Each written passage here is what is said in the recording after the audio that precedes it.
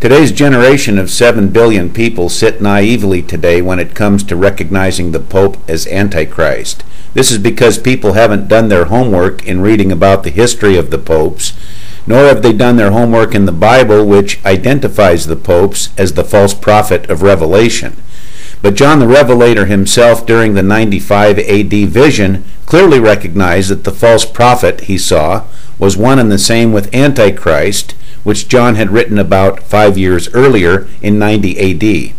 To John it was immediate understanding, as it should be to us, that the two terms, false prophet and Antichrist, were synonymous and profiled only one man. In fact, John never uses the term Antichrist even once during Revelation, but only uses the term false prophet, since John was given a closer look at him during the vision. But a quick assessment of the false prophet over the last 2,000 years starts with the false prophet being understood by John as arising through the centuries as the greatest religious fraud of Christianity ever. And as I mentioned, history proves this as unequivocally being the popes of Rome.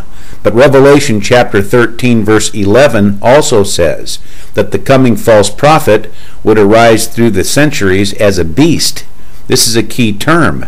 In fact, history now proves that popes of Rome over the last 2,000 years are the very beast which Revelation foretold them to be. In century after century, from about the 3rd century, every era there were eyewitnesses to the killing machine of the popes of Rome. Historic records estimate over 100 million innocent persons were killed by the popes, who persecuted, tortured, imprisoned, and murdered any and all persons who dared not to hail the Pope of Rome as being the ultimate religious icon on earth. All of this is proven and can be confirmed in a simple search on the internet under buzzwords like papal inquisitions, history of the popes of Rome, etc.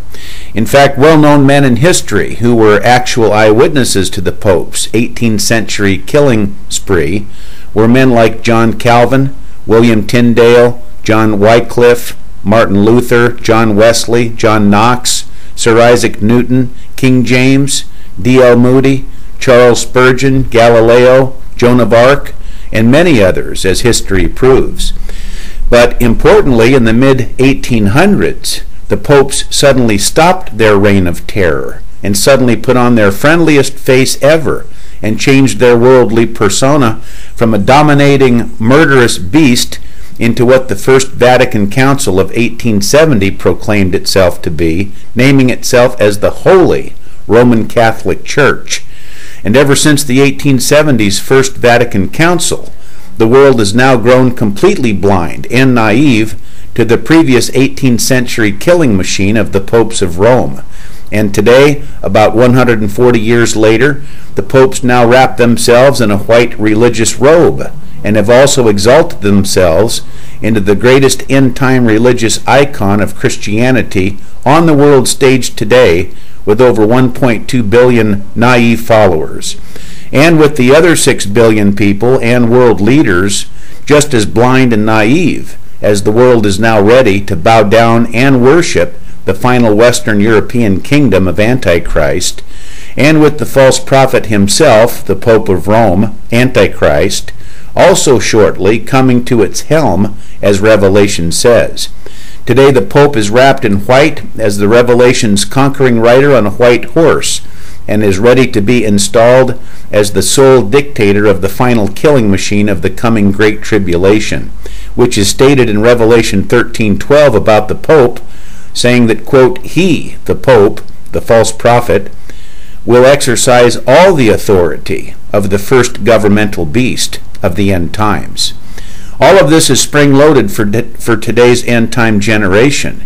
In fact, Jesus said in Matthew 24, verse 22, of the coming terror, horror, and multiple billions of people who would be killed in the coming days, that, quote, unless those days were cut short, no life would be saved. That's Matthew 24, verse 22. This statement in itself shows the magnitude of the coming evil of Satan, where if he had his way, he'd kill every human being until there was not one person left.